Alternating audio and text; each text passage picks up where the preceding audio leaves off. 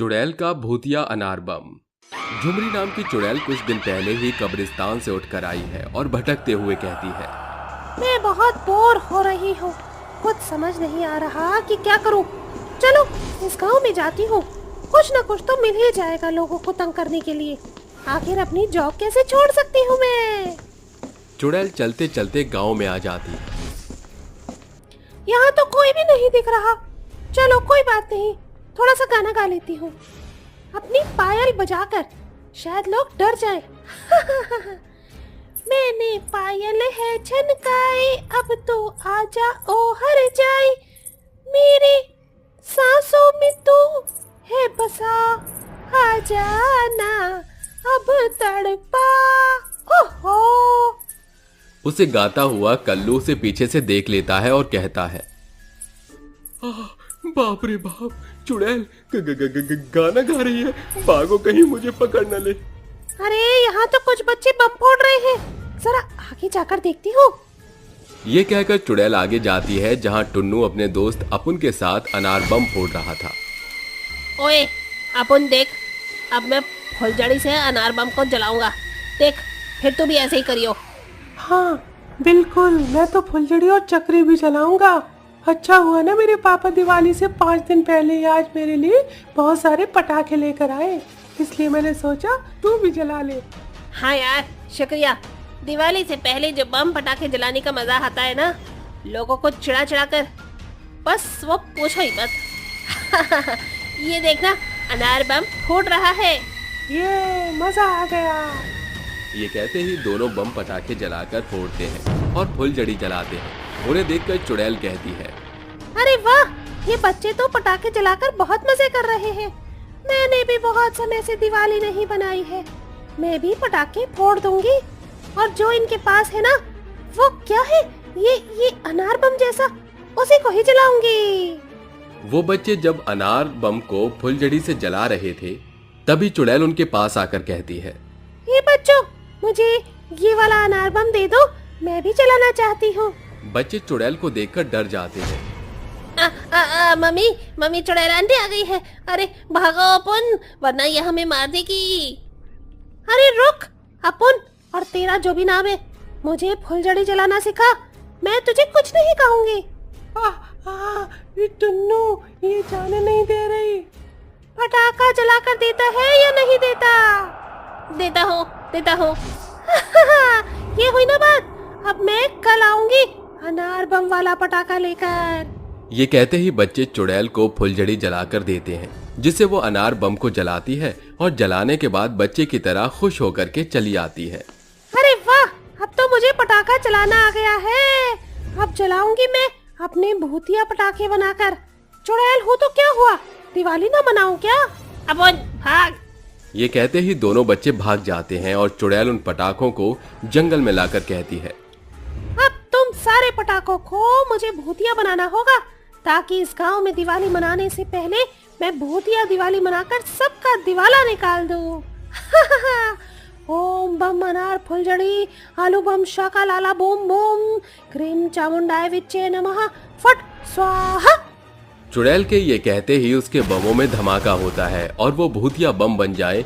तभी उसका भूतिया अनार बम कहता है, मेहरबानी चुड़ैल, आप मुझे अपना आशीर्वाद दीजिए, मैं ऐसा धमाका करूंगा कि गांव के सारे लोग और सारे बम फेल हो जाएंगे। ठीक है, मेरा आशीर्वाद है तुम्हें, तहलका मचा देना, पर उससे पहले मुझे डेमो दिखाओ। जी हुजूर। तभी एक वो अनार बम सर की बत्ती में लगा देता है, जिसके बाद अनार जलता है और ये देखकर वो खुश होती है। तो सच में ही बहुत अच्छे अनार बम हो तुम। ये कहकर चुड़ैल भूतिया बम को उस गांव में ले जाती है और जगह जगह फोड़ने लगती है। किसी के घर में डाल देती है तो किसी के काम करते हुए छोटे छोटे बम के धमाकों से आसपास के लोग डरने लगते हैं और कहते हैं, अरे कौन कम बखत है ये, हाँ, जो दिवाली आने से पहले ही दिवाली मना रहा है। अरे दिवाली आने में 3 दिन का टाइम है, पता नहीं कौन बम पटाखे फोड़ रहा है। तभी चुड़ैल उसके पास एक आलू बम फेंक देती है। लुढ़कता हुआ आलू बम कम्मो के पास जाता है, जिससे वो डर कर कहती है, अरे मैं तो डर ही गई थी, अब ये किसने बम फेंका है? फटना मत, मुझे दूर जाने दो पहले। तुम क्या चाहती हो? मैं तुमसे पूछूं कि मैं बम हूँ? तुम्हारे करीब आ गई हूँ। तुम कहो तो मैं फट लूं। अरे राम रे, कोई बचाओ, ये बम तो बोलता भी है। आई मम्मी। बेटा, मैं चुड़ैल का भूतिया बम हूँ, बोलूंगा भी और फटूंगा भी। ये कहते ही वो आलू बम एक जोर से फट जाता है। वहीं पास में अनार बम भी अपना धमाका कर रहे थे और जो लोग अनार बम की चपेट में आ रहे थे वो खुद भी अनार बम बन जाते थे, जिन्हें उठाकर चुड़ैल कहती है, वाह वाह वाह, आखिर मेरे भूतिया बम पटाखों ने कमाल कर ही दिया। अब तुम सबको भी इसी तरह छोड़कर मैं बाकी लोगों को भी अनार भूतिया बनाऊंगी। ये कहते ही चुड़ैल बरगद के पेड़ के नीचे बैठ तपस्वी के पास अनार बम रख देती है और फुलझड़ी से जलाती है, जिसके फटते ही उस तपस्वी का ध्यान भंग हो जाता है और वो क्रोध में कहता है, कौन है ये? कौन है जिसने मेरी तपस्या को भंग किया? पाप लगेगा तुम्हें। एक तपस्वी का क्रोध जानती नहीं हो तुम, दुष्ट चुड़ैल। मैं किसी पाप से नहीं डरती, समझा बुट्टी? ये कहकर चुड़ैल चली जाती है। तभी 2-4 गांव के लोग हाथ जोड़कर रोते हुए उससे कहते, अरे तपस्वी बाबा, बचा लीजिए हमारे घर वालों को और हमें इस चुड़ैल से बचा लीजिए। इसने हमारे गांव में आतंक फैला दिया है। हाँ बाबा, इसने हमारे परिवारजनों को अपने भूतिया अनार बम से फोड़ दिया, जिससे वो लोग भी भूतिया अनार बम बन गए हैं और फिर उनको भी जला दिया। हमें इससे बचा लीजिए, कहीं ये हमें भी भूतिया अनार बम न बना दे। बच्चों, फिक्र न करो, इस चुड़ैल ने मुझसे पंगा लिया है और तुम निर्दोष लोगों के साथ जो किया है उसका हर्जाना तो इसे भुगतना ही पड़ेगा। अब चुड़ैल की दिवाली का दिवाला मैं निकालूंगा। शुक्रिया बाबा, अब तो बस आपसे ही आस है। तुम सब जाओ, कल की दिवाली तुम इस चुड़ैल के बिना मनाओगे धूमधाम से, क्योंकि जानते हो ना, बुराई पर सदैव अच्छाई की जीत होती है। ये कहकर गांव के लोग निश्चिंत होकर चले जाते हैं। वहीं तपस्वी बाबा चुड़ैल को मारने के लिए पटाखों का घेरा बनाता है, जिससे वो अपने अभिमंत्रित मंत्रों से और शक्तिशाली बना देता है। तभी अगले दिन चुड़ैल गांव में आती है और जाने अनजाने उस घेरे में आकर कहती है, गाँव वालों, मैं आ गई हूँ। आज मैं तुम सबकी असली दिवाली बनाऊंगी, बचेगा नहीं कोई तुम में से। सीखो तुम, हम सबको मारो, इससे पहले देखो तुम मरोगी। उससे पहले हमारी आखिरी इच्छा पूरी कर दो, कम से कम हमें हमारी दिवाली तो मनाने दो। हाँ, बस एक बार मनाने दो, क्योंकि ये मेरा पसंदीदा त्योहार है जिसके लिए हम पूरा साल इंतजार करते हैं। चलो ठीक है, बना लो। वैसे भी आज दिवाली है, उसके बाद तुम मर ही जाओगे। चुड़ैल जी, एक और बात कहनी थी। वो क्या है ना, हम चाहते हैं सबसे पहले पटाखा आप ही जलाओ, तब हम जलाएंगे। वो लड़ी आपके पास है ना, वही। ठीक है, तुम लोगों की इतनी इच्छा है तो मैं पूरी कर देती हूँ। अब आएगा मजा, अपने आप को ही मुश्किल में जो डालने वाली है। जला चुड़ैल, पटाखा जला। ऐसा कहते ही चुड़ैल फुलझड़ी से उस पटाखे की लड़ी में आग लगा देती है, जिससे जलने पर चुड़ैल के चारों पटाखा जलने लगता है और वो उसे घेरे से आने में कोशिश करती है तो आ भी नहीं पाती और चिल्लाती है। उस तरफ धुआं ही धुआं भर जाता है, जिससे चुड़ैल को कुछ दिखाई नहीं देता और तपस्वी कहता है, समय आ गया है इसको अपने पिंजरे में कैद करने का। हे जादुई डिब्बे, इस काली चुड़ैल शक्ति को अपने अंदर संभाले और इस गांव को हमेशा के लिए इस चुड़ैल के कोप से आजाद कर दे। तपस्वी जादुई डिब्बा खोलकर उस चुड़ैल के पास कर देता है और धुएं की आड़ में चुड़ैल की आत्मा को उस डिब्बे में हमेशा के लिए कैद कर लेता है और तपस्वी कहता है, आखिर मैंने इस चुड़ैल को कैद कर ही लिया। अब तुम सब लोग आजाद हो। अब खुशी से अपनी दिवाली मनाना। बड़ा आई थी हमारा दिवाला निकालने वाली। शुक्रिया बाबा, आप नहीं होते तो ये तो हमें भी भूतिया बम बनाकर मारने लगती। हाँ बाबा। इस तरह पूरा गांव खुशी खुशी मिलकर दिवाली मनाकर बम पटाखे फोड़ते हैं। मोमोज खाने वाली चुड़ैलें। आखिर आज हमारे बाहर आने का दिन आ ही गया। ये तूने सही बोला रसिका। पूरे साल में सिर्फ 2 ही बार ही हमें कब्र से बाहर आने का मौका मिलता है, फिर हमारी छुट्टियां खत्म हो जाएंगी तो हमें यहीं लौटना पड़ेगा। सही बोली पुस्की। तो चलो आज हम मजे करेंगे। इस बार किसी को मारेंगे नहीं, जो इंसानी लोग करते हैं ना वही करेंगे। ऐसा करते हम यहाँ की चीजों को खाएंगे पिएंगे। बहुत टाइम से हमने कुछ खाया नहीं अच्छा सा। तीनों चुड़ैल अपने कब्र से बाहर आकर हाथ पकड़कर उड़ते हुए चमकते दमकते बाजार की ओर जाती हैं। अच्छा खाने की खुशबू सूंघकर वो कहती हैं, हाँ, यहाँ तो बहुत स्वादिष्ट खाना है। वो देख, नूडल्स और छोले भटूरे मैं तो खाने जा रही हूँ। अरे यार, ये सब तो खा रखा है, कोई नई चीज खाते हैं ना। मैं भी आ रही हूँ, रुक जा। तुम दोनों उड़कर कहाँ चली? मैं भी तो आ रही हूँ। इतने में तीनों चुड़ैल उड़कर नूडल्स खाने पहुंच जाती हैं। वो तीनों चुड़ैल किसी को नहीं दिखती। वो चाउमीन खाने जा ही रही होती हैं कि साथ वाली दुकान पर तीनों की नजर पड़ती है, क्योंकि वहाँ बहुत भीड़। तभी हिडिंबा कहती है, रसिका, पुस्की, जरा देखना, वहाँ बहुत भीड़ लगी है, वही खाने चलते हैं पहले हम। तो चलो। तीनों वहाँ पहुँचती हैं तो देखती हैं कि एक आदमी बहुत सारे मोमोज बेच रहा है। अरे भैया, जरा एक प्लेट मोमोज देना, लाल चटनी ज्यादा डालना। हाँ मैडम, अभी देता हूँ, ये लो। अरे ये सब लोग ऐसा क्या खा रहे हैं? और इस वाइट लड्डू का कितना अजीब सा नाम है। वो क्या बोला था? मोमो। अरे अभी एक लड़की बोली थी मोमोज। हाँ, मोमोज दे दो। ऐसे ही बोलते रहोगे क्या? चलो खाते हैं, पहले तो कभी नहीं खाया था, देखते हैं क्या भला है ये मोमोज। हाँ, ये बोलकर तीनों मोमोज उठाकर खाती हैं और खाते ही कहती हैं, अरे मैया, ये मुसमुस वाला लड्डू तो बहुत ही मस्त है। आहा, स्वाद आ गया। है सच्ची क्या? मुझे भी बहुत अच्छा लगा यार, मेरे तो मुंह में जाते ही घुल गया। आज से पहले कभी इतनी अच्छी चीज मैंने कभी नहीं खाई। ये धरती के लोग भी क्या क्या बनाते हैं ना। ये कहते ही चुड़ैल उस मोमोज वाले के एक एक करके मोमोज उठाकर खाने लगती है। भीड़ से हटकर मोमोज वाले का ध्यान जाता है कि उसके मोमोज गायब हो रहे हैं, हवा में उड़ रहे हैं और अचानक से फिर गायब। अल्लाह, अरे मोमोज कौन खा रहा है? देख रहा हूँ तीन मोमोज हवा में उड़ रहे हैं और फिर अचानक से गायब।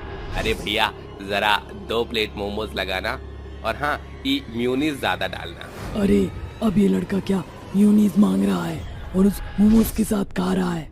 हाँ, चल हम भी खाते हैं। वो रहा वो दुकान वाला, उसमें से ही दे रहा है। ये कहने के बाद चुड़ैल मोमोज को म्यूनीस के साथ खाती है तो फुस्की खुशी से उछल कर कहती है, अरे वाह, ये तो इतना टेस्टी क्रीम है कि मन कर रहा है ये सारे मुझ लपेट कर खा लूं। तो खाओ ना, ऐसा लग रहा है जन्नत में आकर शाही पकवान खा रही हूँ। आहा, मजा आ गया, जीने का स्वाद आ गया। पर तू बोल रही है क्या? हम मर चुके हैं। वो भी है। अरे यार, लाल चटनी को खाकर बहुत आग सी लग रही है मुंह में। अरे इसे खाकर तो और मजा डबल हो गया। भाई, मुझे तो सबसे ज्यादा वो व्हाइट वाली क्रीम मुझ के साथ अच्छी लगी। एक एक करके तीनों स्पीड से मोमोज वाले के सारे मोमोज खा जाती है। तभी उसकी दुकान पर प्रिया आती है। अरे भैया, स्टीम वाले मोमोज देना। अभी देता हूँ मैडम। अरे अरे मेरे मोमोज कहाँ गए? यहीं तो थे, इतने सारे बनाए थे। लगता है अब वो भी गायब हो गए। अरे भैया, दो ना, कितनी देर हो गई। अरे मैडम माफ कीजिए, आज मोमोज जल्दी खत्म हो गए। सही है भैया, आज तो आपकी ज्यादा बिक्री हुई होगी फिर, वरना रोज तो रात तक बेचते हो। अरे कहाँ मैडम, मेरे मोमोज खत्म भले ही हो गए पर उतनी बौनी नहीं करी है मैंने। रहने दो भैया, अब कल आऊंगी, मोमोज बचा कर रखना मेरे। जी मैडम। हिडिंबा चलो, मुझ खत्म उसके, अब कल खाएंगे। हाँ भाई चलो। मोमोज वाला घबरा कर घर चला जाता है। अगले दिन मोमोज वाला ज्यादा मोमोज बनाकर लाता है। तीनों चुड़ैल फिर से आकर उसके मोमोज उठाकर खा जाती हैं। मोमोज वालों को कुछ नहीं दिखाई देता, लेकिन वो महसूस करता है कि कोई उसके मोमोज को उठाकर खा रहा है। अरे बाप रे बाप, ये क्या हो रहा है? मेरे मोमोज कल की तरह फिर से गायब हो रहे हैं। लगता है कोई भूत या चुड़ैल मेरे मोमोज की दुकान पर चिपट गए। ऐसे तो मैं बिल्कुल नहीं कमा पाऊंगा। अब भैया, ओ मोमोज वाले भैया, क्या सोच रहे हो? मोमोज देना जरा। हाँ, देता हूँ। अरे यार, आज की गर्मा गर्म मोमोज कल से भी मस्त हैं। हाँ चलो। मोमोज वाला हितेश को जब तक मोमोज देता है, सारे मोमोज चुड़ैलें चट कर जाती हैं। ओ भगवान, मेरे सारे मोमोज कहाँ गए?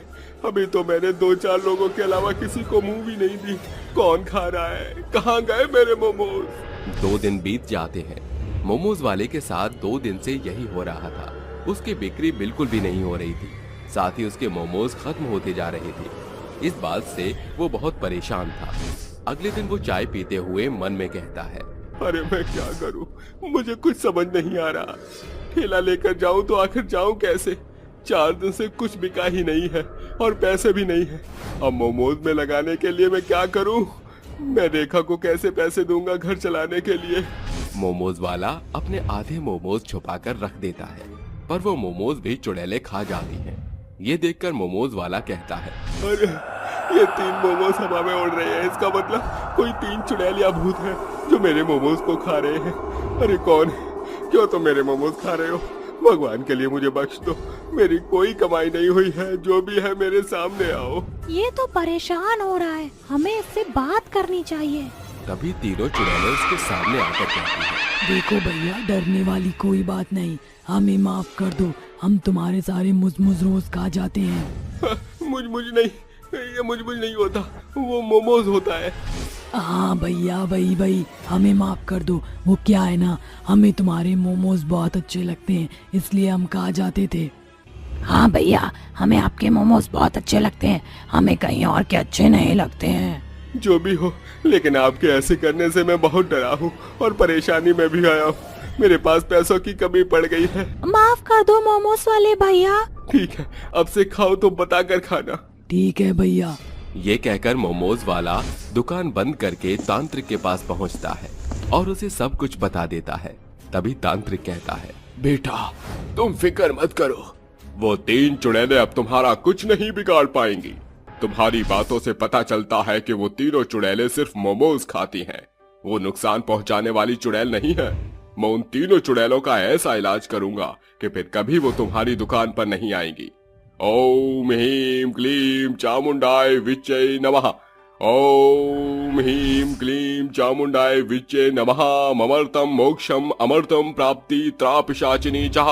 ओम फट स्वाहा। ये मंत्र कहते ही तांत्रिक के हाथ पर जादू से 3 बड़े बड़े मोमोज आ जाते हैं। ये देखकर वो कहता है, ये मेरे अभिमंत्रित भस्म और मंत्रों से बने मोमोज हैं। उन चुड़ैलों को वो खाना बहुत पसंद है ना। इसे अनजाने में खाते ही वो चुड़ैलें जिस जगह से आई हैं वहीं चली जाएंगी और सब पहले जैसा हो जाएगा। शुक्रिया बाबा, शुक्रिया, आपका बहुत बहुत धन्यवाद। अब मेरी सारी समस्याएं खत्म हो जाएंगी। ये बोलकर मोमोज वाला अगले दिन जब दुकान खोलता है तो चुड़ैलें आकर कहती हैं, भैया हमें भी मोमोज खिलाओ ना। हाँ भैया खिलाओ। ये लो खाओ।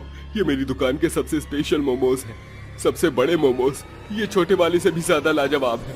सच्ची? हाय रब्बा, इतना बड़ा मोमोज। चले डम्बा, रसिका इस बड़े वाले मोमोज को खाते हैं। खाओ खाओ, बड़े चाव से खाओ। इसे खाने के बाद तुम यहाँ से गायब ही हो जाओगी। मोमोज वाले के मोमोज देते ही तीनों चुड़ैल जैसे ही वो बड़े मोमोज खाती हैं तो धुआं बनकर उसी कब्र में चली जाती हैं जहां से वो आई थीं। जिसके बाद सब कुछ ठीक हो जाता है। ये कहानी यक्षिणी, एक ऐसी चुड़ैल की है जो अपने छलावे से लोगों को बेवकूफ बनाती है और अपने मकसद के लिए कुछ भी कर सकती है। ये कहानी यक्षिणी और उसके पूर्णिमा की रात की दिलचस्प डरावनी कहानी है। और जानने के लिए कहानी में आगे बढ़ते हैं। जंगल के बीचों बीच हाथ में हड्डियों को लिए मंत्र पढ़ते हुए यक्षिणी एक विधि कर रही थी और यज्ञ में जोर से भस्म डालते हुए कहती है, ओम ह्रीं क्लीं चामुंडाय विच्चे नमः। स्वाहा फट स्वाहा। आ गई वो चांदनी रात, आ गई जिसे मैं काली रात में तब्दील कर दूंगी। किसी को नहीं छोड़ूंगी, मार डालूंगी। अपने मकसद को पूरा करके ही रहूंगी। ऐसा बोलते ही वो चुड़ैल उड़ते हुए गांव में पहुंच जाती है और एक आदमी को उठाकर ले जाती है, जहां वो अपनी काली तंत्र विद्याओं के मंत्र पढ़ते हुए अपने हाथ में एक तेज धार वाली तनी तलवार को ले लेती है और एकदम से उस जिंदा आदमी को मार डालती है और हंसते हुए वो कहती है, अब मैं अपने मकसद के और करीब पहुंचने वाली हूँ। बस 4 पूर्णिमा की रातें और उसके बाद मेरी 100 बलियां पूरी हो जाएंगी। उस इंसान को मारने के बाद यक्षिणी अपना श्रृंगार करती है और खुद को दर्पण में देखकर कहती है, वाह वाह वाह, मैं कितनी सुंदर लग रही हूँ। हाय, ये मेरा रूप निखरता हुआ, इस पर तो मैं फिदा हूँ। अब बस अगले महीने में मैं एक और की बलि दे दूंगी। एक महीना बीत जाता है। फिर से चुड़ैल की पूर्णिमा की रात आती है। उस रात यक्षिणी चुड़ैल तंत्र मंत्र पढ़ रही थी। वहीं दूसरी तरफ गांव में अंधेरा सा छा जाता है ये देखकर गांव वाले लोग कहते हैं, अरे ये क्या, यक्षिणी चुड़ैल फिर से आ गई। उसका प्रकोप फिर से होने वाला है। सब भाग जाओ, वरना तो इस बार किसी को बलि देकर अपने मकसद को वो अपना पूरा करेगी। हाँ हाँ, भाग जाओ, यक्षिणी किसी को नहीं छोड़ेगी। वो चुड़ैल हमेशा से ही बलि लेती हुई आई है और इस बार भी लेकर रहेगी। जब भी पूर्णिमा की रात अचानक से काली रात में बदल जाती है तो उस चुड़ैल के आने का संकेत देती है। चारों तरफ लोग डर कर भाग रहे थे। इतने में चुड़ैल उड़ते हुए आती है और अब लोगों की गर्दन को दबोच कर मार डालती है। बलि का बकरा तो ढूंढ लूंगी, लेकिन पहले कुछ पेट पूजा तो कर लूं। बहुत दिनों से मैंने किसी का ताजा खून नहीं पिया। ये बोलते ही चुड़ैल 2 आदमियों को पकड़कर मार देती है, फिर उनका खून पीकर आहें भरती है। इसके बाद वो एक औरत की तरफ आती है और उसके बाल पकड़कर घसीटती है। तभी चिल्लाते हुए वो औरत कहती है, छोड़ मुझे, छोड़ दे, जाने दे मुझे, मुझे दर्द हो रहा है। छोड़ दे यक्षिणी, आखिर तू भी एक औरत है, थोड़ा तो रहम खा। यक्षिणी कभी किसी पर रहम नहीं खाती, वो भी तब जब अपनी भूख मिटानी हो। और मैं चुड़ैल हूँ, मुझे किसी का दर्द महसूस नहीं होता, समझी तू? ऐसा बोलते ही यक्षिणी उसे मार डालती है और उसका कतरा कतरा पी जाती है। उसके बाद अपने एक बलि के बकरे को उठाकर ले जाती है, जहां यज्ञ में उसे बांधकर तंत्र मंत्र की पूजा करती है और फिर से अपनी पैनी तलवार से उसकी बलि दे देती है। आज मेरी पूर्णिमा की रात भी पूरी हो गई इस बलि के साथ। बस 3 महीने, 3 पूर्णिमा की रात, 3 बलि, और उसके बाद मैं वो बनूंगी जो कोई सोच भी नहीं सकता। वक्त बीतता है। इस तरह चुड़ैल 2 पूर्णिमा की रात में 2 बलि और चढ़ा देती है, जिसके बाद वो बड़े खुश होकर जंगल में आधी रात को नाच रही थी। तभी वो कहती है, बस एक पूर्णिमा की रात और उसके बाद मेरे इतने सालों की मेहनत रंग लाएगी और इन बेचारे गांव वालों की 100 बलियां भी बेकार नहीं जाएंगी। अब तो मुझसे अगले महीने की पूर्णिमा की रात का सब्र ही नहीं हो रहा। मेरी 100 बलियों की रात पूरी हो जाएगी। कुछ दिन बीत जाते हैं। चुड़ैल सो रही थी कि तभी उसके पास एक बेहद अजीब और मुंह पर चेचक के निशान वाला बाबा आता है, जो अपनी भूतिया छड़ी को जमीन पर जोर से ठोकता है, जिसके बाद में वो जमीन कांपने लगती है। जमीन कांपने से वो चुड़ैल जाग जाती है और उस बाबा को देखकर उसके पैरों में गिरकर प्रणाम करती है। बाबा त्रिलोचनी बाबा की जय हो, जय हो। आपके बताए अनुसार सब मैंने विधि विधान से कर दिया है, बस एक रात और। बहुत खूब, अब तुम अपने मकसद के और भी करीब हो, जानती हो ना। इसके बाद तुम्हें वो मिल जाएगा जिसके तुम हकदार हो। ऐसा कहते ही वो बाबा वहां से गायब हो जाता है। वहीं दूसरी तरफ चुड़ैल और उस बाबा की बात वीर नाम का लड़का छुप कर सुन लेता है और दबे पांव गांव में जाकर सरपंच को बता देता है। ये बात सुनकर सरपंच तांत्रिक बाबा के पास जाता है और कहता है, तांत्रिक बाबा, हमारी मदद करो। वो चुड़ैल इस गांव का सर्वनाश कर देगी अगर वो अपने मकसद में कामयाब हो गई तो। कौन सी चुड़ैल और क्या मकसद है उसका, सब स्पष्ट रूप से बताओ। बाबा, वो तो नहीं पता कि चुड़ैल का मकसद क्या है, लेकिन अगर इस बार उसने गांव में आकर बलि दे दी तो वो जो चाहती है वो पूरा हो जाएगा, क्योंकि वो 99 बार हमारे गांव में ऐसे लोगों की बलि दे चुकी है और 100 पूरे होते ही वो जरूर कुछ बड़ा करेगी। ये बात मुझे एक लड़के ने आकर बताई है, क्योंकि उस चुड़ैल को किसी से बात करता हुआ उसने सुन लिया था। तुम चिंता मत करो, इस बार उसका अंत जरूर होगा। वो यक्षिणी जरूर किसी गहरे मकसद को लेकर तबाही मचा रही है इस गांव में। ये बोलते ही वो तांत्रिक चुड़ैल को वश में करने के लिए मंत्र पढ़ता है। काफी घंटे बीत जाते हैं लेकिन चुड़ैल उसके वश में नहीं आती। वो अपनी कठिन मंत्रों का जाप करता है लेकिन चुड़ैल उसके वश में नहीं आती। पूर्णिमा की रात आ जाती है। उस गांव में आकर एक इंसान को उठा ले जाती है और पूरी विधि कर अपने तलवार से उसे मारने जा रही थी कि तभी तांत्रिक उसके सामने आकर अपने मंत्रों की जंजीर से उसे पकड़ लेता है और कहता है, बहुत लोगों की तूने बलि चढ़ा दी, अब तेरी बलि देने की बारी आई है। बता, तू लोगों को ऐसे क्यों मार रही है? क्यों पूर्णिमा की रात का इंतजार करती है? छोड़ मुझे, तू जानता नहीं है यक्षिणी क्या चीज है? तुझे नहीं पता मैं क्या चीज हूँ? ये बोलते ही तांत्रिक उसे अपने मंत्रों से आहत करता है, जिसके बाद वो चुड़ैल सब बोलने पर मजबूर होती है। बताती हूँ, मैं सब बताती हूँ। बहुत साल पहले की बात है।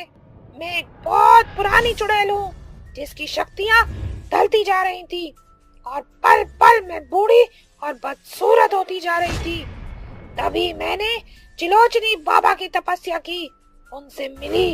उन्होंने मुझे बताया कि यदि तुम अपना रूप, रंग और अपनी शक्तियां वापस चाहती हो तो तुम्हें कुछ सालों का सब्र करना होगा। तुम्हें 100 पूर्णिमा की रातों को एक एक करके 100 लोगों की बलियां देनी होगी, जिसके बाद तुम ताकतवर और पहले जैसी रूपवती हो जाओगी। बाबा, मैं ये सब करने के लिए तैयार हूँ। उस बाबा की वो बात मान लेती है। वो चुड़ैल जैसे जैसे एक एक की बलि देती जाती है, उतनी ही खूबसूरती चेहरे की उसकी वापस लौटती जाती है। 99 बलि दे चुकी थी, आज एक बलि देते ही वो भी पूरी हो जाती, लेकिन तू तांत्रिक बीच में आ गया। तुझे तो मैं नहीं छोड़ूंगी। मैंने बोला था ना, बलि तेरी दी जाएगी, बचेगी तू नहीं। अब देख तेरी मौत कैसे होती है। ऐसा कहते ही वो तांत्रिक 3 त्रिशूल से एक साथ वार कर चुड़ैल को मार देता है, जिसके बाद वो जलकर तड़पकर मर जाती है। शिवपुरी नाम का एक खुशहाल गांव था। रात के समय सभी लोग अच्छे से बैठकर भीमा के ढाबे में खाना खा रहे थे। तभी भीमा के पास एक आदमी आकर बोलता है, अरे भाई जरा एक थाली लगाना। जी आप बैठिए। भीमा अंदर जाकर खाना परोस ही रहा था, तभी अजीब सी किसी के घुर्राने की आवाज आई। जैसे ही खिड़की के बाहर देखता है तो उसे बेहद भयानक शैतान दिखता है, जिसे देखकर उसकी सांस फूल जाती है। भला ये कैसे हो सकता है? कहीं अंदर आ गया तो? शैतान को देखकर भीमा की आंखें फटी की फटी रह जाती हैं। तभी वो एक पंजा उस दरवाजे पर मारता है, जिससे वो दरवाजा टूटने की तरह हो जाता है। भीमा उस दरवाजे को अलमारी रखकर और रॉड से कसकर बंद कर देता है, जिससे वो दरवाजा खोल न पाया। वहीं भीमा के हाथ पांव कांपने लग गए थे और कहता है, हे भगवान रक्षा करो मेरी, शैतान मुझे मार न डाले, बचाओ प्रभु। भीमा भगवान के नाम की मिन्नतें कर रहा था। इतने में वो शैतान राक्षस अपने दरवाजे को चीरते हुए अंदर आ जाता है और जोर से चिल्लाकर कहता है, छोड़ूंगा नहीं, तुम सबको मार डालूंगा। प्लीज मुझे छोड़ दो, मुझे जाने दो, मत मारो मुझे। शैतान उसकी एक न सुनता और झटके से उसे अपने पंजों से मार डालता है। उसे मारने के बाद अंदर के ढाबे पर आता है, जहां काफी लोग बैठकर खाना खा रहे थे। वो शैतान आतंक मचाते हुए एक एक को मारते हुए आगे बढ़ता है। कभी किसी को खा जाता तो कभी किसी के हाथ तोड़कर खा जाता है। साथ ही जगह जगह पर तोड़फोड़ करने लगता है। कभी टेबल लोगों पर फेंकता है तो दरवाजा उखाड़ के लोगों को मारने लगता है। देखते ही देखते वहाँ के सभी लोग मर जाते हैं। ये शैतान राक्षस गांव की तरफ बढ़ते हुए जंगल के एक रास्ते से गुजरता है, जहाँ एक आदमी गुनगुनाकर पान खाते हुए लकड़ी काट रहा था। अरे इस पान में तो बड़ा स्वाद है। आय हाय, ओ कई के पान बनारस वाला, खुल जाए बंद अकल का ताला, फिर तो ऐसा करे कमाल कि सीधी कर दे सबकी चाल, ओ छोरा गंगा किनारे वाला। वो आदमी गाना गा ही रहा था कि शैतान यहाँ आ जाता है और पीछे से उस आदमी की गर्दन पकड़कर कहता है, मरेगा तू, तेरा खून पीकर आज अपनी प्यास बुझा ही लूंगा। शैतान भागो, बचाओ, शैतानों का शैतान आ गया, अब तो ये मार डालेगा, क्या करूं? वो शैतान इसकी तरफ आगे बढ़ता है और घबराकर वो आदमी अपनी कुल्हाड़ी लेकर उस शैतान पर फेंकता है, जिसका शैतान पर कोई असर नहीं होता और वो बार बार उस आदमी को उठाकर पटक देता है। धीरे धीरे शैतान का खौफ पास के गांव शिवपुर पहुंच जाता है, जहां कार्तिक अपनी पत्नी श्रेया के साथ रहता था। अभी तक तो उसने उस गांव में कुछ नहीं किया था, लेकिन एक रात वो भेड़िए की तरह खून पीने के लिए भटक रहा था। तभी उसके सामने एक इंसान आता है और उसकी खुशबू को सूंघकर वो कहता है,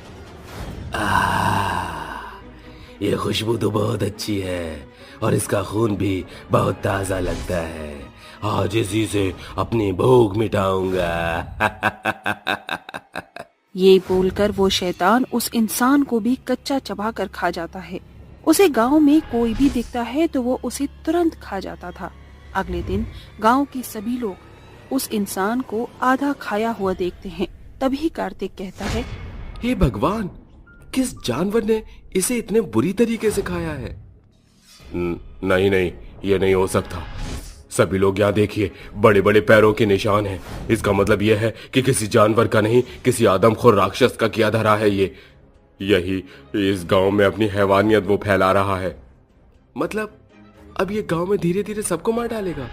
शाम को कार्तिक खाना खाते वक्त भी उसी राक्षस के बारे में सोच रहा था। तभी श्रेया कहती है, अजी क्या हुआ आपको? आप इतना परेशान क्यों हैं? मैं सोच रहा था कि वो राक्षस इस गांव में आ गया है तो उसे कैसे मारा जाए। कौन सा राक्षस और क्या हुआ इस गांव में जो आप मारने के तरीके ढूंढ रहे हैं? ठीक ठीक तो मुझे भी नहीं पता था श्रेया, पर हर चुनौती के लिए हमें तैयार रहना जरूरी भी तो होता है ना। जी, ये तो आप सही कह रहे हैं। दोनों बातें कर रहे थे कि उस राक्षस का हमला कार्तिक के घर पर होता है। वो उनके घर का दरवाजा तोड़कर अंदर आ जाता है और श्रेया की गर्दन को पकड़कर कहता है, मार डालूंगा, एक एक को मार डालूंगा, खा जाऊंगा सबको। अरे शैतान, छोड़ छोड़ मेरे पति को। श्रेया के पास एक लोटा पड़ा था जिसे वो जोर से शैतान की मारती है। तभी वो शैतान कार्तिक को छोड़कर श्रेया का गला पकड़ लेता है। अब नहीं छोड़ूंगा तुझे, तू भी नहीं बचेगी, तेरी इतनी हिम्मत। आदमखोर जानवर, छोड़ मेरी श्रेया को। मैंने बोला छोड़, वरना मैं तुझे मार डालूंगा। तू मारेगा मुझे?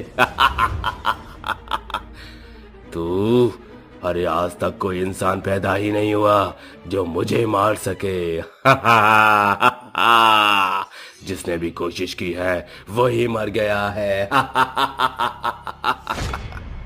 कार्तिक, मुझे बचा लीजिए, मुझे बहुत डर लग रहा है कार्तिक। ये कहकर वो शैतान श्रेया को उठाकर अपने गांव में ले जाता है, जिसके बाद वो उसे एक पत्थर से बांध देता है। और श्रेया कहती है, दुष्ट राक्षस दरिंदे, क्यों लेकर आया तू मुझे? छोड़ दे मुझे। तू बहुत खूबसूरत है, इसलिए मैं तुझे इतनी जल्दी मौत नहीं दूंगा।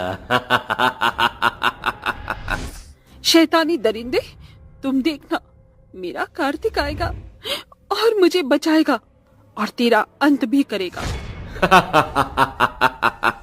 हे लड़की, शायद तुझे पता नहीं, लेकिन मैं एक ब्रह्म राक्षस हूँ और मुझे असुर देवता से वरदान मिला है कि कोई भी जानवर या इंसान मेरा वध नहीं कर सकता, कोई नहीं मार सकता मुझे।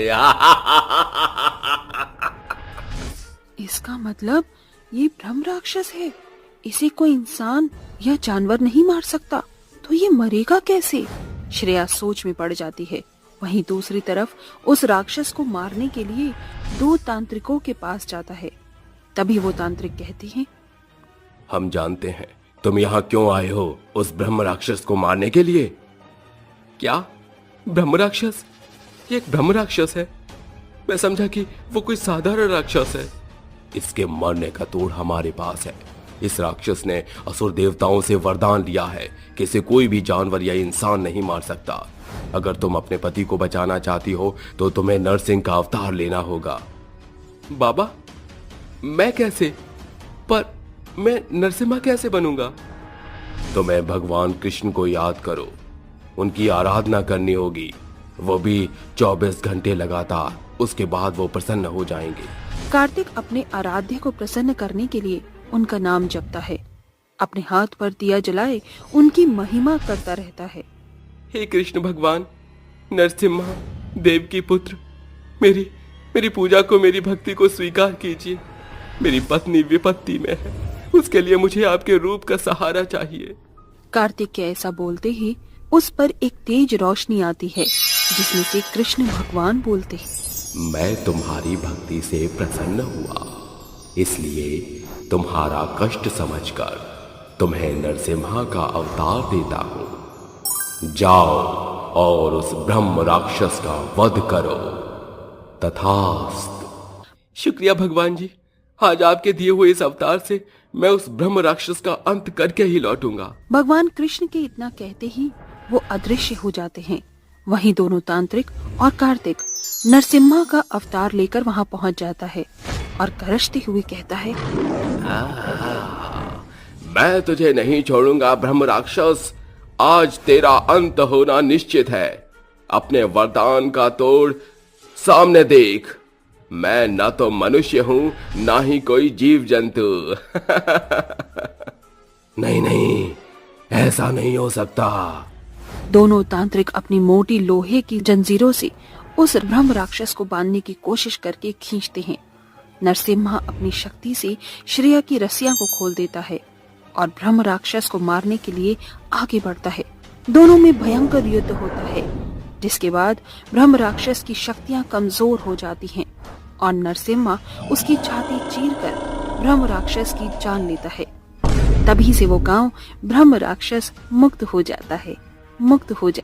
बादल गरज रहे थे, मौसम बेहद खराब था, जिसके चलते गांव के गौशाला में बंधे गाय भैंस लाल आंखें करके आपस में चिल्लाने लगते हैं, चारे उड़ने लगते हैं। तभी उनका शोर सुनकर डरावनी चुड़ैल आती है और उन्हें सहलाते हुए कहती है, अरे तुम सब इतना चिल्ला क्यों रहे हो? डरो मत, मैं तुम सबके पास ही हूँ, बस आंधी आ रही है। अरे अरे क्यों शोर मचा रही है, भूख लगी है क्या? चुड़ैल के ये बोलते ही गाय अपनी गर्दन हिलाकर और आवाज निकालने लगती है। अच्छा, तो तुम सबको भूख लगी है और तुम चारा नहीं खाओगे, है ना? तो देर किस बात की? चलो अब हम चलते हैं, इंसानी लोगों की मांस खिलाती हूँ आज तुम्हें। आज हम गांव के लोगों का शिकार करेंगे। ये कहते ही चुड़ैल अपनी शक्तियों से चारों गायों की रस्सियां खोल देती है और भूतिया गाय के साथ उड़कर चुड़ैल गांव में पहुंच जाती है, जहां सभी लोग चैन की नींद सो रहे होते हैं। तभी चुड़ैल कहती है, आओ मेरी प्यारी गायों, बहुत दिनों से मैंने इस गांव में मातम नहीं देखा। जाओ उन लोगों को मारकर अपनी दावत पूरी करो। चारों भूतिया गाय उसकी बात सुनकर तेजी से सोते हुए लोगों के घरों में अपने सिंग से बार बार धक्का मारकर दरवाजा तोड़कर अंदर चली जाती है और अपने खूंखार सिंग से उन्हें मार डालती है। वहीं एक तरफ जगबीर, जो की जगा हुआ था, वो भूतिया गाय को देखकर शोर मचाने लगता है। अरे अरे बचाओ, अरे कोई बचाओ, यहाँ तो बहुत खतरनाक गाय है, अरे मुझे मार डालेगी। हे भगवान मेरी मदद करो, भगवान के लिए छोड़ दो, आलतू जलालतू आई बला को टालतू। हे भगवान मुझे बचा लो। बच नहीं पाएगा तू, मारा जाएगा। अरे बाप रे बाप, ये मैं अपने कानों से क्या सुन रहा हूँ? गाय बोल रही है, ये तो मुझे कोई डरावनी भूतिया गाय लगती है। तूने बिल्कुल सही समझा। अरे भगवान के लिए मुझे छोड़ दो, आलतू जलालतू आई बला को टालतू, भगवान मुझे बचा लो। भगवान के लिए छोड़ने से अच्छा है कि मैं तुझे भगवान के पास ही पहुँचा दूँ। डर के मारे जगबीर जमीन से डंडा उठाकर उस भूतिया गाय को मारने लगता है, लेकिन भूतिया गाय टस से मस नहीं होती है, उल्टा आग बबूला होकर उसको अपने सींग से मार डालती है और अपनी पूंछ में लपेटकर घसीटते हुए जगबीर को चुड़ैल के पास ले आती है। बाकी गाय भी शिकार करके चुड़ैल के पास आ जाते हैं। ये देखकर चुड़ैल कहती है, अरे वाह मेरे शेरों, तुमने वाकई में इन लोगों को सही जगह ठिकाने लगाया है। अरे आपने तो हम सबका जेंडर ही चेंज कर दिया। अक्ल की घोड़ियों, तुम्हारी तारीफ कर रही थी। अरे तो आप शेरनी भी तो कह सकती थी ना, और अब आपने हमें घोड़ियाँ भी बोल दिया, दूसरे जानवर में चेंज कर दिया। लेकिन हाँ, अब की बार जेंडर सही था। क्या खी करके हंस रही हो? इन लाशों का मैं क्या करूँगी? ये खाना तुम्हारे लिए ही है, तो तुम ही खाओ, मैं अपना शिकार अलग से करूँगी। जैसी आपकी इच्छा, हम तो इन्हें खाने जा रही हैं। आपको आना है तो आ जाना। आओ आओ सारी भूतिया चुड़ैलो गायो आओ, हमने दस्तरखान बिछाया, दावत इंसान है। आहा, मजा आ गया, इसका खून तो ताजा भी है। सबको खाता देख चुड़ैल की जीभ लपलपाती है। अच्छा, तुम सब इतना फोर्स कर रहे हो तो मैं खा लेती हूँ। वैसे भी अब कहाँ शिकार करके लाऊंगी, तुम्हारे साथ ही दावत कर लेती हूँ। बिल्कुल बिल्कुल, आइए, आपको मना कैसे कर सकते हैं। इसी के बाद सब मिलकर उन लोगों को खा लेते हैं। अब सिर्फ उनकी बची हुई हड्डियां ही पड़ी थी। दावत करने के बाद भूतिया गाय और चुड़ैल गौशाला में पहुंच जाती हैं। अगले दिन गांव के लोग लाशों का ऐसे देखकर खौफ में आ जाते हैं। वहीं चुड़ैल और भूतिया गाय नॉर्मल गाय और इंसान बनकर लोगों के बीच रहते थे, लेकिन रात में अपने असली रूप में आकर लोगों का शिकार करते थे। एक दिन भीम उसकी गौशाला से जैसे गुजरता है, गाय उसे देखकर अपनी लाल आंखें करती है और सीधा मार डालती है। तभी चुड़ैल कहती है, तुमने उसे क्यों मारा? आप भूल गई? जरा इसकी शक्ल देखकर पहचानिए, ये कौन है? ये वही है जिसने हमें मारा था। बहुत बढ़िया, तुमने बहुत अच्छा काम किया। मैं तो भूल ही गई थी कि मुझे इन लोगों से बदला भी लेना है। आज रात को ही हम लोगों को ढूंढकर मार देंगे। अगले दिन चुड़ैल अपना रूप बदलकर 2 गायों को रस्सी बांधकर गांव में ले जाती है, जहां वो उन्हें घास चराती है। तभी बबलू वहां से गुजरता है और चुड़ैल कहती है, मेरी प्यारी गाय, मैं सोच रही हूँ तुम इतना सारा गाढ़ा दूध का उत्पादन कर रही हो, आखिर मैं इस गांव में किसे दूं? क्योंकि अधिकतर ग्वालों के पास तुम्हारी जैसी गाय हैं, तो मैं किसको बेचूं? इससे अच्छा और मौका क्या होगा? ये गाय मेरे पास आएगी तो मैं बहुत पैसा कमा सकता हूँ। पिछली बार तो मैं ले ही नहीं पाया था, खामखा उसे मारना पड़ा मुझे। जी सुनिए, क्या मुझे ये गाय मिल सकती है? कितना पैसा होगा इसका? पैसे की क्या जरूरत है? आप इस गांव के हैं तो मैं आपको ऐसे ही दे देती हूँ, क्योंकि मैं यहाँ से जा रही हूँ ना, तो इसका ख्याल कौन रखता? ठीक है, तो आप इसे मुझे दे दीजिए, मैं इसका बहुत अच्छे से ख्याल रखूंगा। अच्छा, मेरे पास एक गाय तो बच गई, इसके अलावा एक और है, तो आपके कोई दोस्त है जो इन्हें लेना चाहते हैं? ऐसा करता हूँ, राकेश और राजू को एक एक गाय दे देता हूँ, फिर हम तीनों मिलकर पैसा कमाएंगे। वैसे भी उन दोनों भाइयों का तो रोजगार ठप पड़ा हुआ है। हाँ, मेरे 2 दोस्त और हैं, मैं शाम को उन्हें भेज दूंगा यहीं। आप इसी पीपल के पेड़ के पास मिलना। बिल्कुल बिल्कुल, यही मिलूंगी बदला लेने के लिए। हाँ जी, आपने कुछ कहा? यही कि मेरी गाय को ले जाइए आप। गोपी की बात सुनकर बबलू उससे गाय ले लेता है और अपने दोनों दोस्तों को गोपी के गाय के बारे में बता देता है। वो भूतिया गाय बबलू को मारकर चुड़ैल के पास वापस आ जाती है। वहीं पीपल के पेड़ के पास राजू और राकेश भी आ जाते हैं और कहते हैं, आप ही है ना बबलू? आपने हमसे गाय लेने के लिए कहा था। आओ आओ, मैं तुम्हारा ही तो इंतजार कर रही थी। मतलब क्या तुम हमें पहले से जानती हो? राकेश की बात सुनकर चुड़ैल और भूतिया गाय अपने असली रूप में आ जाते हैं। चुड़ैल उसे अपनी शक्तियों से जकड़ कर कहती है, पहचाना मुझे? मैं वही शीतल हूँ जिसे तुम चारों ने मिलकर मुझे और मेरी गायों को मार डाला था। अरे आखिर क्या गलती थी? बस इतना कि पूरे गांव में मेरे पास अधिक गाढ़ा दूध देने वाली गाय थी, और उस दिन मैंने तुम्हें मेरी गाय देने से मना कर दिया। सुनो शीतल, तुम्हारे पास 4 गाय हैं, चारों ही गाढ़ा दूध देती हैं। अगर इनमें से तुम हमें 2 गाय दे दो तो अच्छा रहेगा, हम भी गांव में दूध बेचकर कुछ पैसा कमा लेंगे। हाँ बोलो, कितने पैसे में दोगी? ज्यादा पैसे मत मांगना, इतनी तो पैसे वाली तुम हो ही। माफ करना, मैं अपनी गाय को तुम्हें नहीं दे सकती। ये यहाँ से नहीं जाना चाहती, और 2 गाय तो बचिया हैं, वो अपनी माँ के बिना कैसे रहेंगी, क्योंकि अभी उनका पोषण माँ से होता है। अरे 4 गाय में से 1 दे दो। माफ करो, मैं नहीं देना चाहती, आप जा सकते हैं। तुमने बढ़िया पढ़ा है, सारा पैसा खुद ही कमाना चाहती हो, एक अकेली लड़की क्या कर लेगी?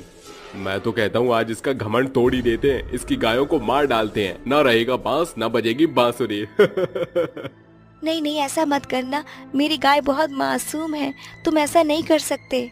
पर हम ऐसा करेंगे। ये कहते ही चारों बेशर्मी के साथ शीतल की नजरों के सामने गौ हत्या कर देते हैं, फिर उसे भी मारकर फरार हो जाते हैं। उस दिन के बाद आज तुम हाथ लगे हो, 2 को तो मार दिया और तुम दोनों बाकी हो। ऐसे कैसे छोड़ दो? मरना तो होगा ही। तुम्हारे चक्कर में हमने निर्दोष लोगों की जान ले ली। मेरी प्यारी गायों, इन दोनों दरिंदों बेरहमी से मार दो इन्हें। छोड़ दो, हमें माफ कर दो, अरे जाने दो मुझे। चुड़ैल की बात सुनकर चारों भूतिया गाय उन दोनों को बेरहमी से मार डालती हैं। साथ ही चुड़ैल भी अपना बदला लेने के बाद चुड़ैल और उसकी भूतिया गायों को मुक्ति मिल जाती है और वो हमेशा के लिए चले जाते हैं।